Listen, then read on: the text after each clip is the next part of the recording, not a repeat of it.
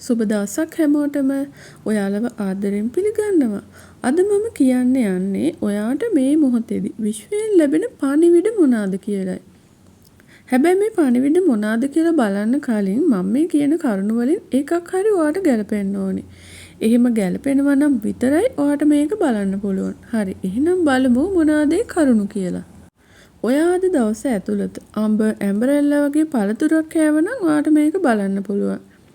ඔයාගේ හිතට අද දවස ඇතුළතදී ලොකු දුකක් දැනුණා නම් ඔයා ඇඬුවා නම් ඔයාට මේක බලන්න පුළුවන්.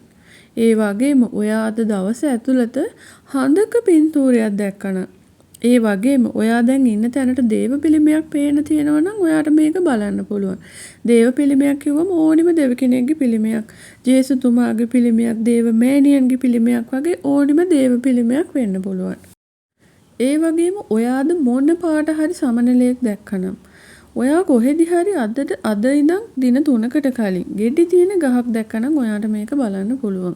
ඔයා දැන් ඉන්න තැනට දම් පාට මොනවා හරි දෙයක් පේන්න තියෙනවනම් ඒ කියන්නේ දම් පාට බිත්තියක්, දම් පාට ඇඳුමක්, දම් පාට පෑනක්, දම් පාට කෝප්පයක්, කොස්සක්, පොතක් වගේ ඕනෑම දම් පාට දෙයක් පේන්න තියෙනවනම් ඒත් ඔයාට මේක බලන්න පුළුවන්. ඒ වගේම මේ වෙලාවේ ඔයාගේ ශරීරයේ කිසිම ආභරණයක් ඔයා පළඳලා නැත්නම් ඒත් ඔයාට මේක බලන්න පුළුවන්.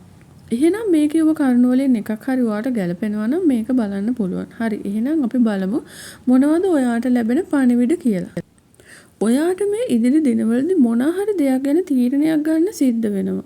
හැබැයි ඔයා හරි දේ මොකක්ද කියලා තෝරගන්න බැරුව අතරමං වෙන ගතියක් පෙන්눔 කරනවා කියලා විශ්වය ඔයාට කියනවා. ඉතින් ඔයා මොන තීරණය ගත්තත් හොඳට හිතන්න. හැම පැත්තක් ගැනම කල්පනා කරලා බලලා හොඳම තීරණය ගන්න කියලා ඔයාට පණිවිඩයක් ලබා දෙනවා. ඒ වගේම තමයි ඉදිරි දිනවලදී ඔයාට මොනවා හරි දෙයක් නිසා නිന്ദා අපහාසයක් විඳින්න. ඒ වගේම නිന്ദා අපහාස කරන්න කට්ටියක් බලාගෙන ඉන්නවා. ඔයා ඒ දේවල් ගණන් නොගෙන ඔයාගේ ගමන ඔයා දිගටම යන්න. ඔයාව රවට්ටන්නත් ගොඩක් දෙනෙක් බලාගෙන ඉන්නවා. ඒ නිසා බුද්ධිමත් මිනිස්සු ආශ්‍රය කරන්න කියලා පණිවිඩයක් ඔයාට මේ මොහොතේදී ලබා දෙනවා. ඒ වගේම ඉදිරි දවස්වලදී ඔයාට නොගැලපෙන කෙනෙක්ගෙන් ඔයා මූල්‍ය උපකාරයක් ලබා ගන්න හිතන අවස්ථාවක් එදෙන්න පුළුවන්.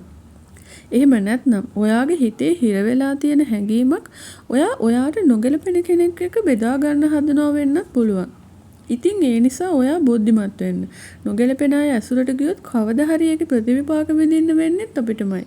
ඒ නිසා ඔයා හොඳින් හිතලා ඉදිරි දවස්වලදී කටයුතු කරන්න ඕනේ. ඒ වගේම තමයි ඔයා ඉදිරි දවස්වලදී මොන හරි දෙයක් අලුතින් පටන් ගන්න හිතාගෙන හිටියනම් ඒක ආරම්භ කරන්නත් හොඳ කාලයක් උදා වෙනවා. ඔයාගේ අධිෂ්ඨාන ශක්තිය මතින් ඔයාගේ කාර්ය ඉතාමත් සාර්ථක කරගන්නවාට පුළුවන් කියලා මේ විශ්වය ඔයාට පණිවිඩයක් දෙනවා. ඔයාගේ කරදර දුම්නස් පහ වෙලා ගිහින් ඔයාගේ ගැටලු වලට ඉක්මනින් පිළිතුරු ලැබෙන බවත් ඔයාට මේ වෙලාවේ පෙන්눔 කරනවා. හැබැයි ඔයා ඉවසිලිවන්තව වැඩ කරන්න ඕනේ. ඉතින් මේ පණිවිඩ තමයි ඔයාට මේ වෙලාව විශ්වය විසින් ලබා දෙන්නේ. බුද්ධිමත්ව ඔබේ ජීවිතය ගත කරන්න ලැබේවා කියලා මම ප්‍රාර්ථනා කරනවා. එහෙනම් අලුත් වීඩියෝවකින් හමු වෙනකන් ගිහින් එන්න.